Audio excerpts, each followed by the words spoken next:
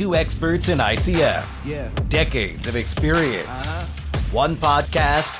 Two hosts with a lot to say. Look, I cannot sit through a struggle. I gotta get up and hustle. I gotta push through the pain, cause really that's how you build muscle. Welcome to the Build With ICF podcast with your hosts, Trevor Brown and Heather Herring Brown. Yep, they're a package deal. With over 20 years of ICF installation experience, Trevor can throw down some expertise on sales, marketing, and training. On the other side of the table sits Heather, aka the girl boss. And she's earned the title as the owner of an award-winning ICF construction company, a drafting and design company specializing in ICF. And the numbers? With a master's in accounting, she does that too. Sleeves up, boots on. This is the Build With ICF podcast. I don't want nothing for free. I'm here to work. I've been through the dirt, yeah. I had to laugh listening to our intro there where it says, two hosts with a lot to say. We haven't really had a lot to say the last month. Oh. I mean, we always have a lot to say. We just haven't been on a microphone. Yeah, exactly. Because it's been hectic. It's our build season. It's high time. It's we like try we gotta to go. warn everybody. Yeah, we try to warn everybody. Sorry, we try.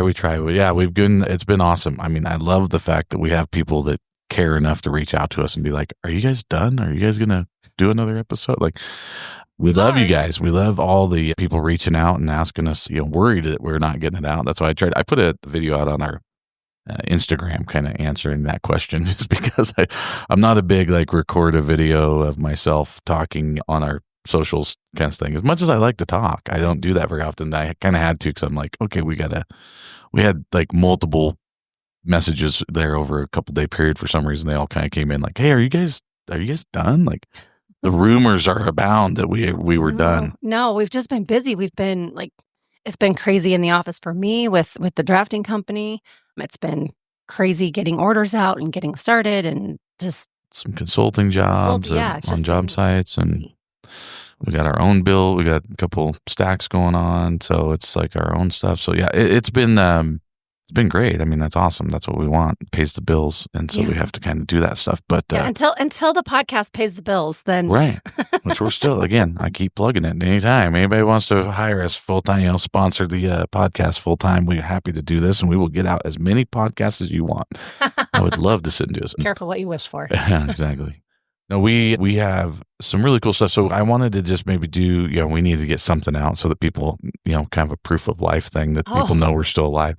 But we have some cool projects going on, some really neat things that I thought would be good for us to recap and kind of just tell people, hey, what we're doing, and seeing the activity in the ICF world, like real world ICF stuff that's going on right now that we can speak to first person.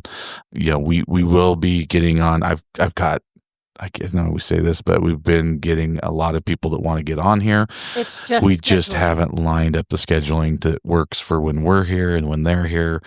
So we're kind of trying to get that together. But we do have some really cool guests coming up that we're going to get on here to talk about their projects, their businesses, their products. I mean, we've got some cool stuff coming up. So we will get that done. I promise our schedule's starting to look a little more clear a little bit. We had to go to Washington, D.C. last week. We were out in Washington, D.C., which was very interesting this year because of tariffs and immigration and some things that are going on. I don't know if anyone's heard, but there's some tariff things out there and some immigration stuff and some weird energy code stuff. So, but all stuff that kind of affects the ICF industry. So I think it's worth kind of mentioning on this podcast is, there's some crazy stuff going on out there politically that we need to be aware of, because most of the ICFs come out of Canada.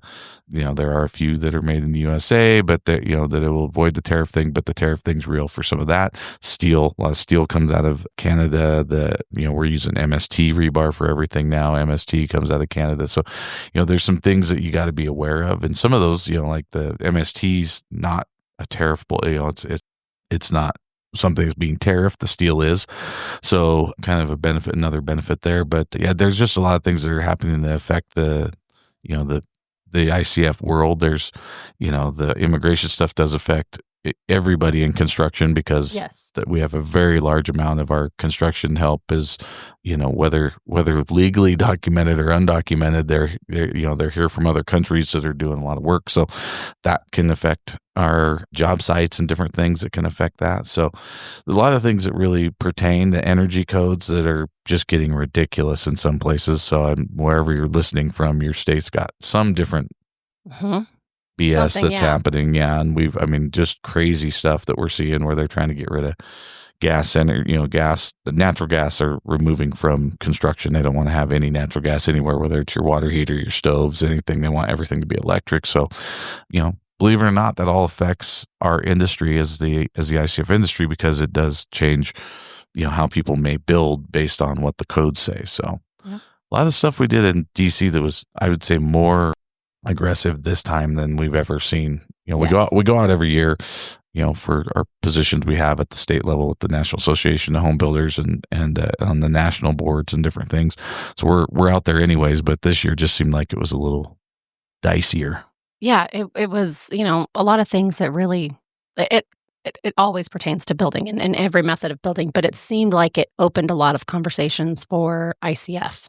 Yeah. What we're talking about.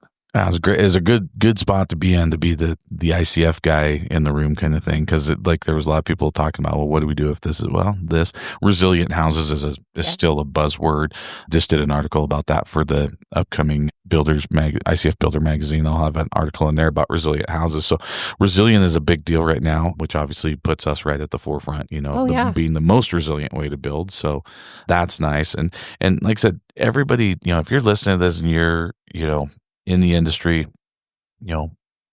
be active. I mean, it really is. There's stuff going on that you may not even know about in your codes and things in your local that may benefit you in the ICF world. I mean, it may be something that you can lean into, but having that knowledge of it's important. I mean, it's amazing how many people we talk to and they're like, oh, what did you guys do in DC? Yeah. Like we tell them and they're like, oh, I didn't know that was happening. I didn't know that was happening. And we're like, oh yeah.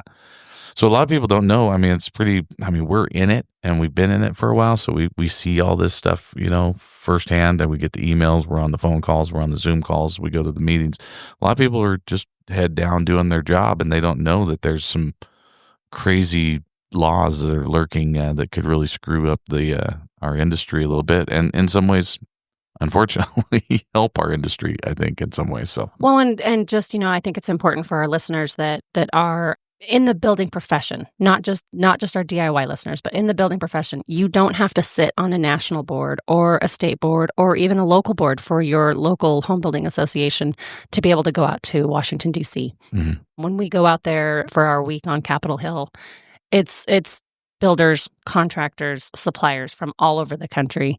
And this year we had over 1,000? There's 1,000, 1,000 people that went to the Hill. Yeah, and we go and we meet with our congressmen and our senators, and it's an important week in the building industry. Mm-hmm. And so you don't have to hold a position at your local or state home building association to be able to go. You can go to that.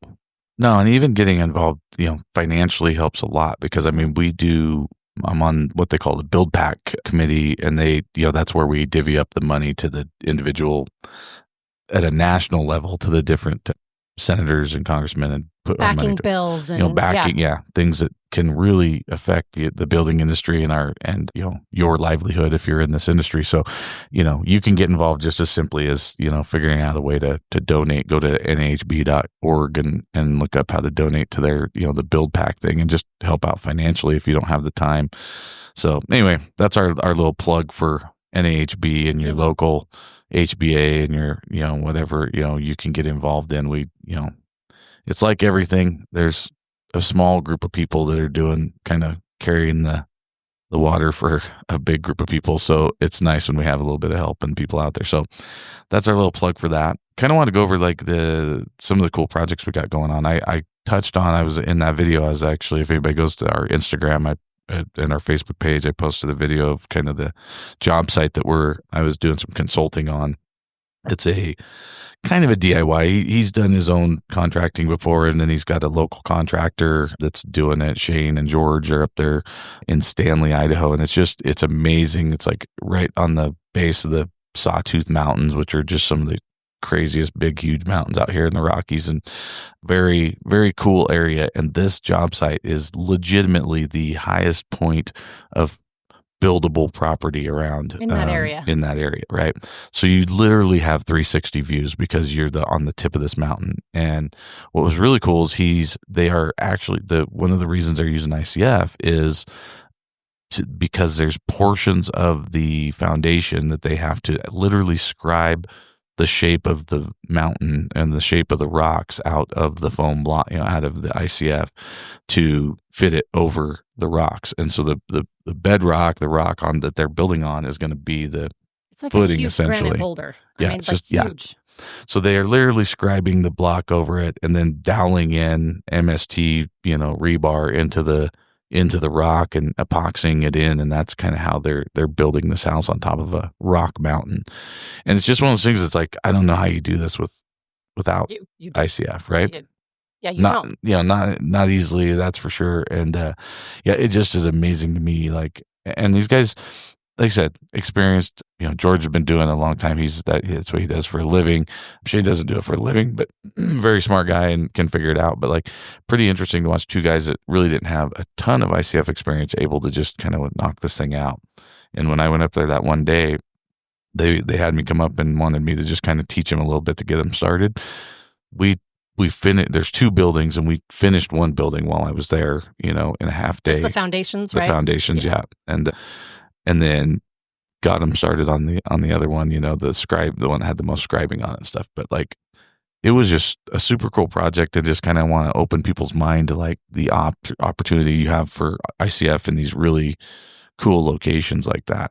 And it's going to, they're going to continue up. The whole building's going to be that way because of obviously being on top of a mountain is going to be windy, cold, no protection from the elements. So it's like every reason why you should have ICF on these two. They're kind of tiny homes, I guess you could say, is what they are. Two smaller buildings, but they're going to kind of be. And did you say one of them is going to be an Airbnb or both of them? Both of them. Yeah, they'll be Airbnb. Yeah, and so like if anybody's listening and you want to maybe stay in a cool ICF Airbnb in Stanley, Idaho, hit me up on the DMs. I'll keep it. I don't know if Shane's got his Instagram going on it yet. They were still getting going on that. But it's going to have its own Instagram, and you can reach out on Airbnb. So if you're interested in that, it's super cool. It's going to be an awesome. We're definitely going to stay there once it gets built because it's a really cool spot. And I don't know that there's anywhere that, it's almost like going to like a fire lookout or something. It's super cool. That's awesome. And I remember like you sending pictures and stuff from that day, and you came home with like scrapes on your leg because the job site where you were working around, scribing around these rocks was it's a little dangerous up there. Yeah, it's not level, and you start sliding on decomposed granite, and you fall down a lot. And I think each of us took a tumble a couple times that day. But yeah, it's crazy. Yeah, it's got like just enough flat spot to pull a car up to and park, and then everything around it just drops straight off the side of the mountain. I'm really glad I was not with you that day because you had a 30-foot trailer on that day delivering. Yeah, it was a tricky. It was a tricky move. You're good with the trailers. Yeah. You're good at backing up, but I had to back it back down the hill and get jackknifed around a corner. And it was an interesting deal. Another fun adventure added to my ICF adventures. So, and you'll have more videos of that as that project progresses. So yeah, I do have some new photos. Shane had just sent me some here yesterday and of the updated photos, and they've poured the walls now and poured the foundation now. They're getting in there and doing the slabs, getting them done, and then they'll continue on up. So we're going to be doing some more stuff up there. So yeah, it'd be kind of cool. I'll get some more photos and stuff of that. And then we've got a cool job going on in the foothills in Boise that it's another one that like there was a lot of excavation. Like they had to have another lot very close to haul all the dirt to because there just was no room on the site to store any of the dirt. They will need eventually for backfill and all that kind of stuff. But I know the boys are up there getting going on the second part of that stack. Yeah, tight little spot, infill lot in the foothills, really cool location, really cool house. But not multi-level houses, but no, just the way we had to excavate it was made it kind of unique. So there's a lot of unique parts to this job as well. We have posted some pictures of this. I'll post some more on our Instagram about it, but it had some unique things where some unique kind of step down that we had to do. It's got a wine cellar that's kind of going in underneath. It's a single level house, but it's at the wine cellar section that we had to do that was kind of dropped down below the garage. So it's kind of halfway between the wine cellar and the main floor, and then the main floor sits up the highest.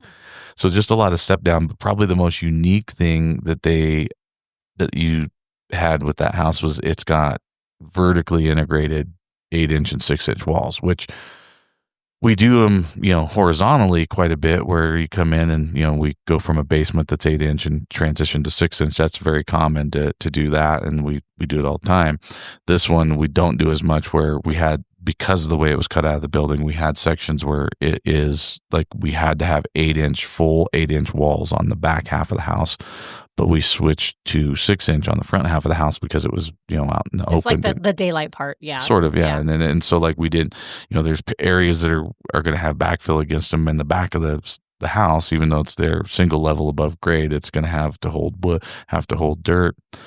So it's going to have this weird, we've got 2 spots where we are transitioning from 8 to 6 for the whole height of the wall. So just makes for an interesting thing. You're not using a corner. Well, on one of them, actually, we're using a corner and cutting it down so that we can continue the kind of the curvature of that corner, and then coming straight off of the corner, transitioning to just straights on 6-inch. So yeah, just real interesting. Had to really kind of be careful with it. We got to brace a lot of it, but it shows you can do anything. I mean, it was kind of a good example of like people going, well, yeah, we can't do it with ICF because we have to switch from 6 to 8, but no, that you can. Like, it's just as easy as using your recip saw and cutting down the corner where you need it and stuff, and transitioning. And then one of the corners, we just brought 2 straights together and are using that. And then, like I said, as long as you brace them up good and you're getting everything solid so that you're, not having any kind of movement or blowouts or anything like that, you can do anything with ICF. And this was one of the reasons why the clients doing this, and they'd done ICF a long time ago, but not really consistently. We have great, our plans are awesome. Yeah, I was just going to say, Beth did. She kills it. She doesn't normally draw ICF projects. This was her first one that she's drawn. I've worked with Beth a ton back when I did remodels in the North End in Boise. So I'd worked with her on a few projects down there, and she does a lot of remodels and lifting houses and that kind of thing, plans for that. But this was the first one, and she was fun to work with. And yeah, she did whatever. I mean, this is a good lesson to anyone listening. If you have a draft, if you're not working with, innovative draft and design that does their, ICF all the time, you've got somebody that's, draftsman or architect that's not very familiar.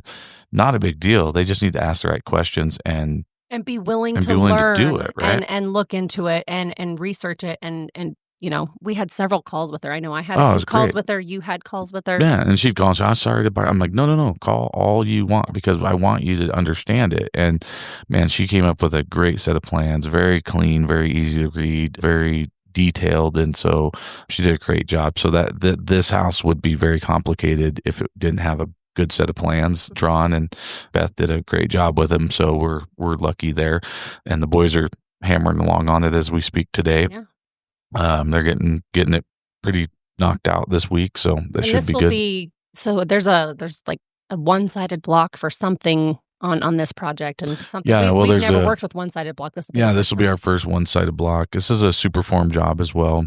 That was the one up in Stanley. They're both Superform ICF jobs. And Superform does have a one-sided form that we're going to be using for the pool house.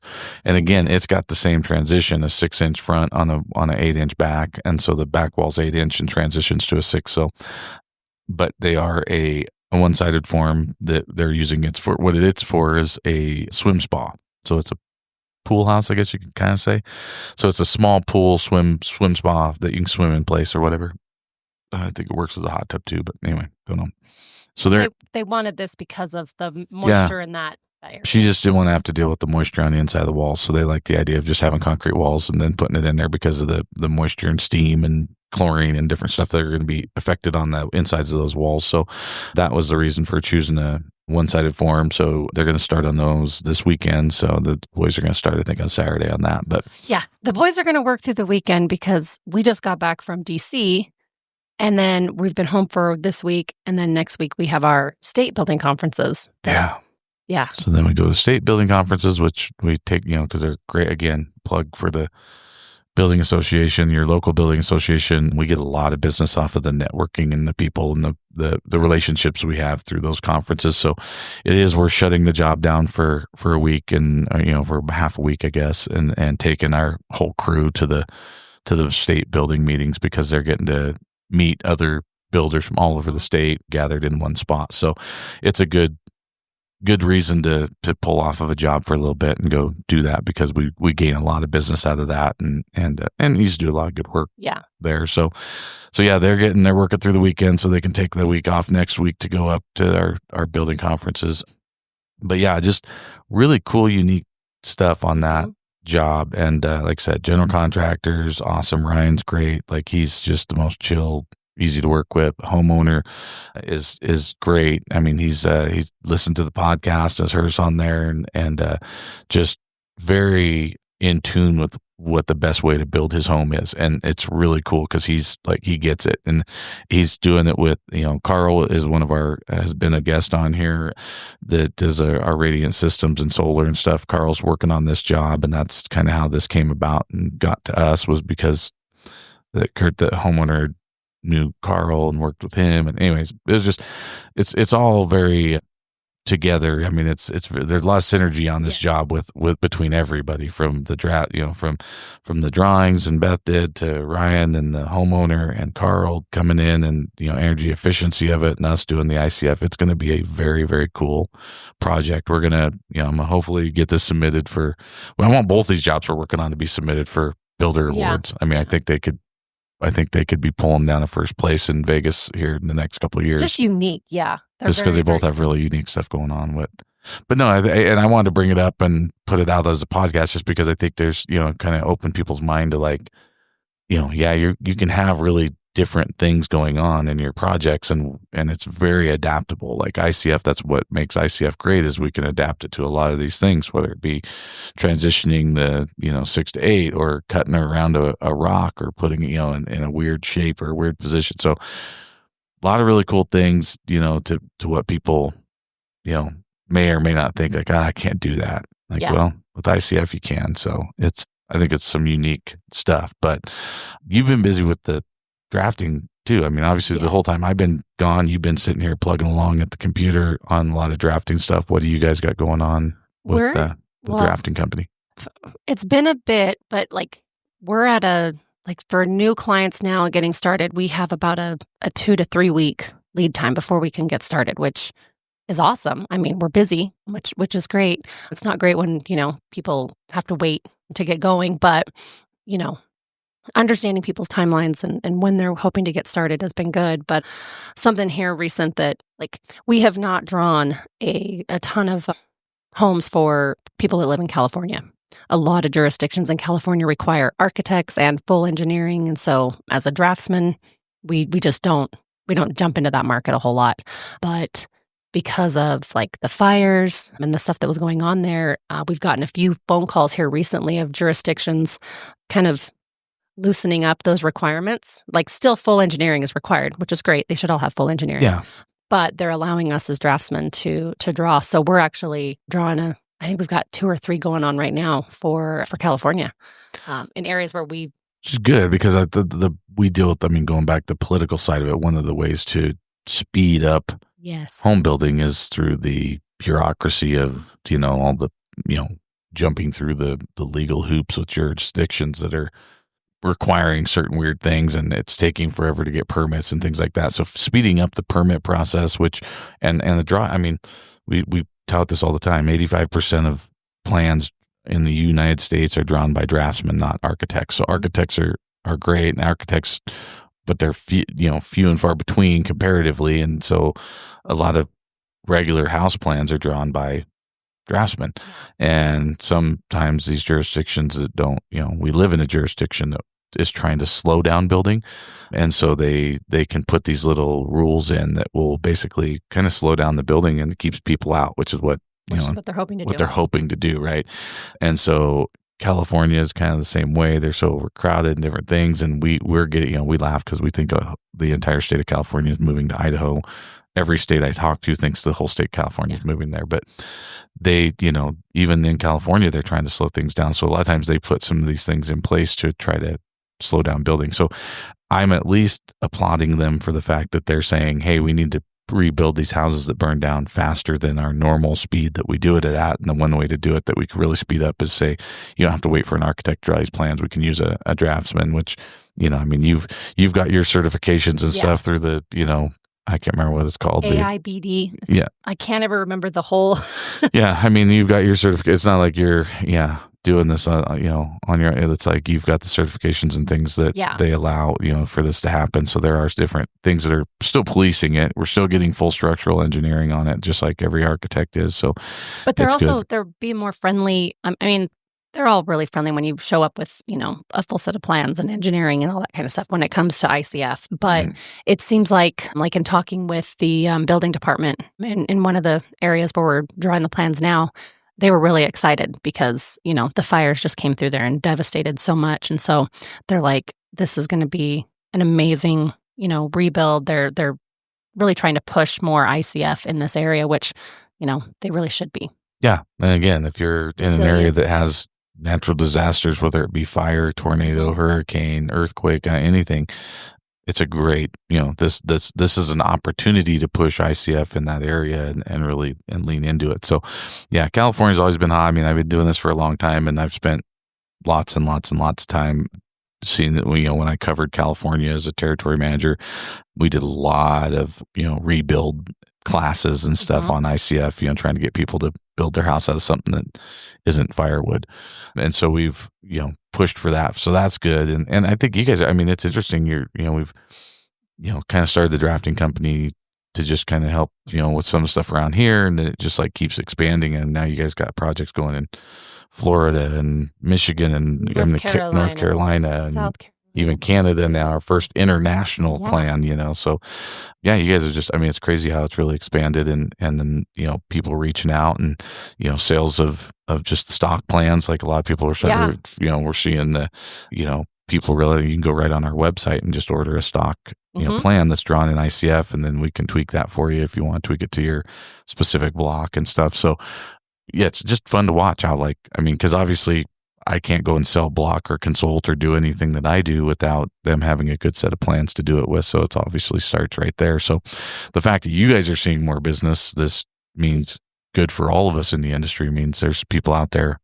Yeah. And then the other thing that we're drawing a lot of right now is ADUs. So a lot of accessory dwelling units, 1 bedroom, 2 bedroom, there's different areas that'll allow 900 square feet, or they'll allow 1,200 square feet or whatever. So we're really doing a lot of those right now, which is a lot of fun. And doing those out of ICF is really cool. Yeah, and it's fun. The increase of the amount of people calling and talking about pools. Yes, ICF pools. Yes, that too. So we're going to get Aaron King on here eventually, but he's kind of the king of the ICF pool. Gets out there and great YouTube channel, great videos and stuff. But boy, we're getting a ton of those calls from people looking for pools, and it's just interesting how people are taking ICF and doing totally different stuff with it. Like I said, these unique projects that we have, and just unique things they're building out of them, and different stuff. So we're seeing a lot more. I've seen an increase in the concrete floors. Yep. The radiant floor systems, decking systems, and people roof systems and stuff. So yeah, just wanted to kind of remind everybody, man, there's no limits to what you can do with the ICF and stuff. So yeah, and then we've switched, like you said, everything on. Well, even all the ones that we're drawing, no matter where they are, we're getting them engineered for MST bar. Yeah, we'll shamelessly plug the MST bar in here. They've been on the show, and they were one of our earlier episodes that came on here, and I'm probably going to get them back on again just because just seeing a huge increase in that, because people have seen fiberglass rebar for years, but it's never been structural.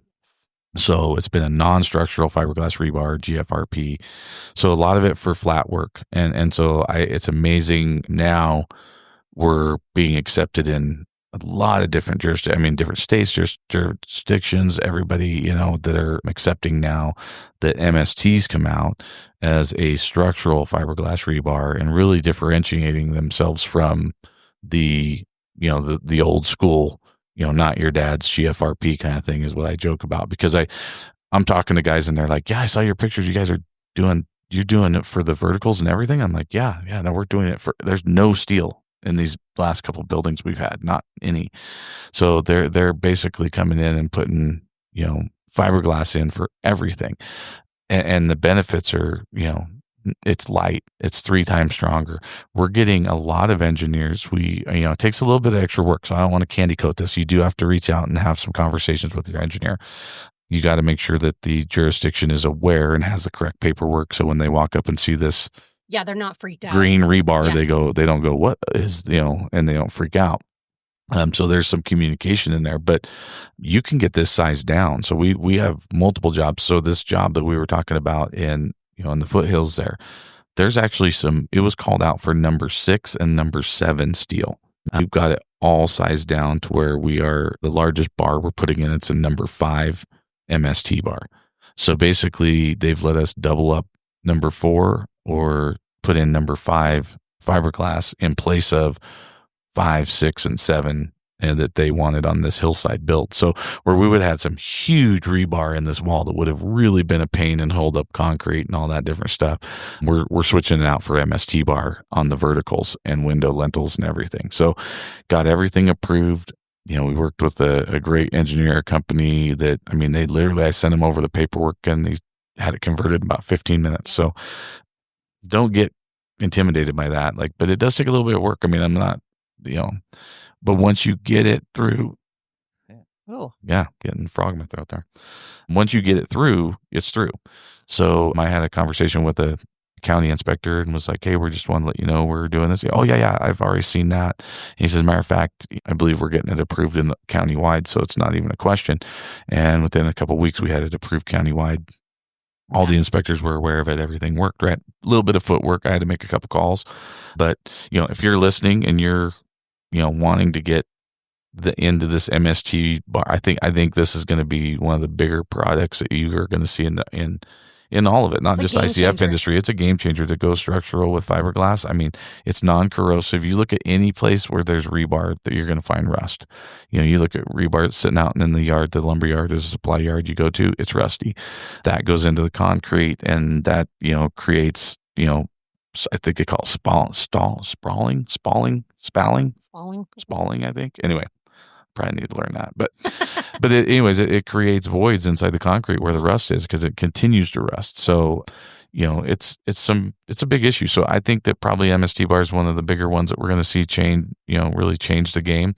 It's kind of comical when I'm personally putting in verticals and it's like lifting up a fly rod or a fishing rod. It's super light. It's, crazy light.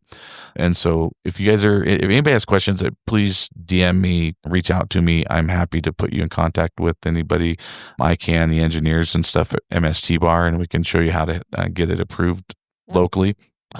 Happy to help out in any way I can on that. So it's definitely something that I think is going to be, we're personally using it. I don't ever endorse anything I'm not using. So I think most people know that.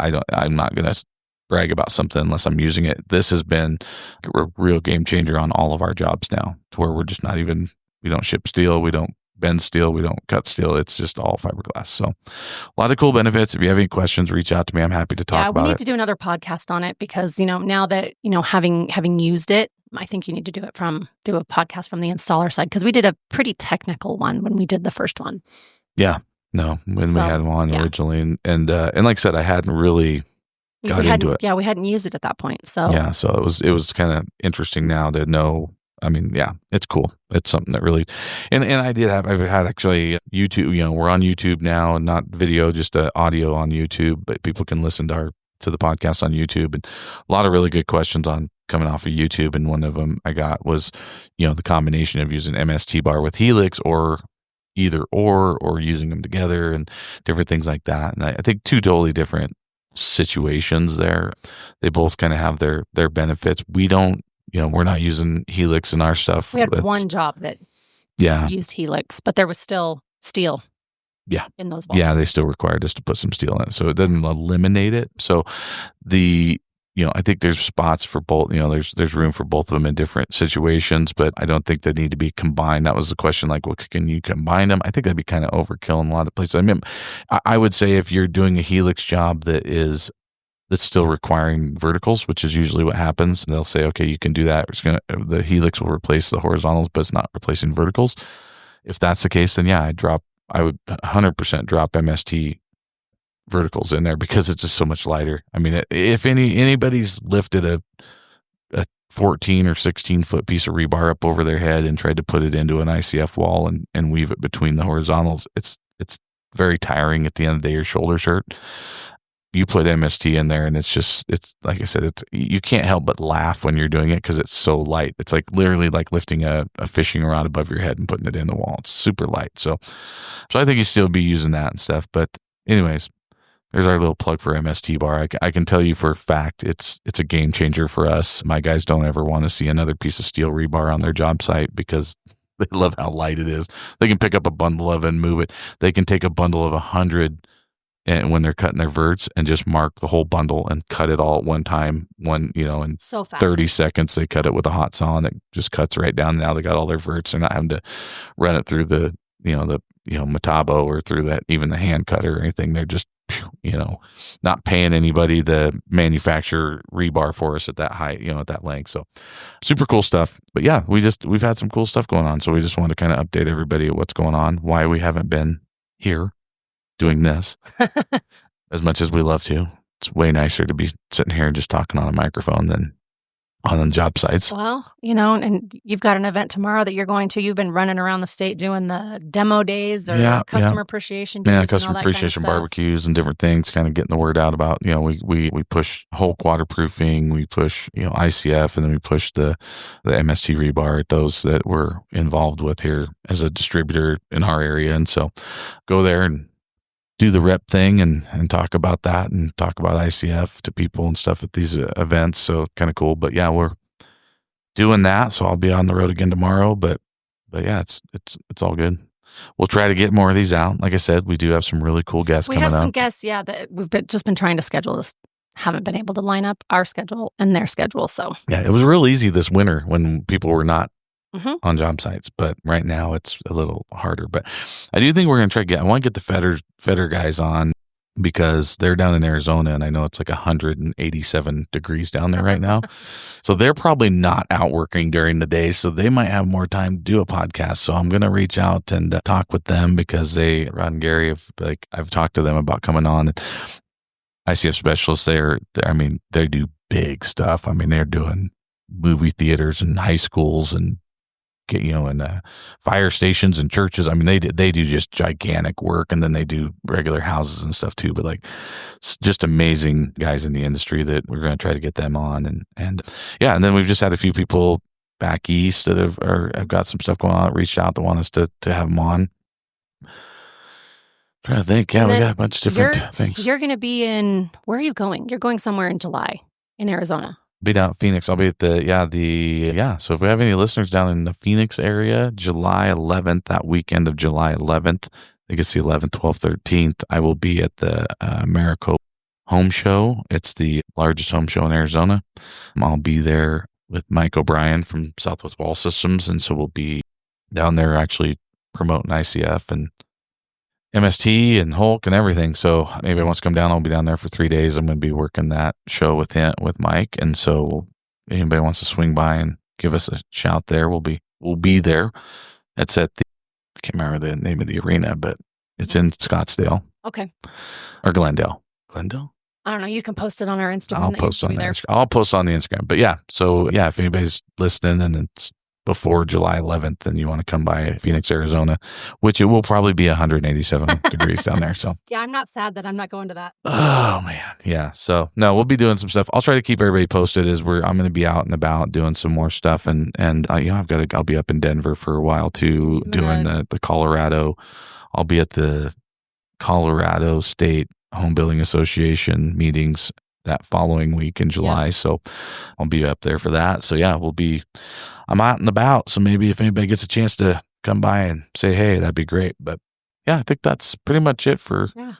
I got to get Episode 50. back. Episode 50, yeah. We hit our 50 finally. Woo, woo, high five. I thought for sure we were going to get that done in a year, but high hopes. We had high hopes. We wanted to. Reality kicked our butt. It is pretty cool though to get to 50. So we're hit our 50th episode, which is awesome.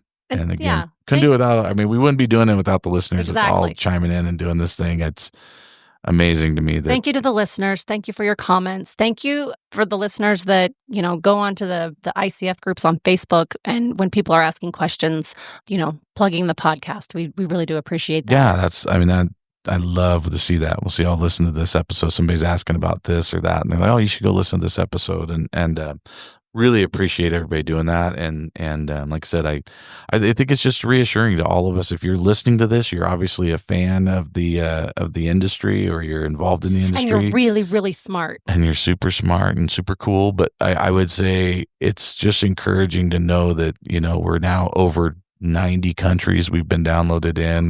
We're downloaded thousands of times per episode. Really cool. I mean, it just kind of reassures you that you're in the right place, right? You're in the right industry. You're doing the right thing. This is a cool product that a lot of people are interested in. And I never thought in a million years we'd have this many people that want to hear us talk about ICF. It blows my mind every time, but it's cool. We're all in the right place. We're doing the right thing. We're going to keep doing this. Don't worry. I promise. We will let you know if there's some reason we stop or run out of things to talk about. But right now, we got a lot more people to bring on, a lot more things to talk about, and we want to continue to answer questions. Keep sending in your listener questions. I do have quite a few. I got some more termite, and everybody knows how I love to talk about that. I even gave that a little plug in my article I wrote for the magazine next month. So, yeah. But no, I laugh. We have had more questions about termites and pests and stuff like that. So we're going to be talking about that. And we've got some different questions about, bracing and rebar and different things. And so, yeah, keep sending in the questions. We are going to do another listener. I want to do back-to-back listener question episode. So we'll throw one in here coming up. So get us your questions. We're happy to answer those and put them on the air for other people that maybe don't ask but have the question. So no, everything good. Hit us up on our socials. Build with ICF at Build with ICF. Everything. Info at buildwithicf.com. Mm-hmm. Yeah. Check out the website, buildwithicf.com. And I mean, you can get on there if you're looking for plans, if you're looking for just, questions, want to see what's going on with us. And then obviously I'm going to definitely start posting a little bit more since we're not on the air as much. I'm probably going to go ahead and post a little bit more on Instagram and stuff to keep people in tune with what we're doing. So hit us up again. Thank you. And looking forward to getting on some more episodes and getting here on the microphone a little sooner than the last time we did. But so until next time. That's about it. Till episode 51. Yeah. Awesome. All right, guys, have a great day. And thanks again for listening. We appreciate you.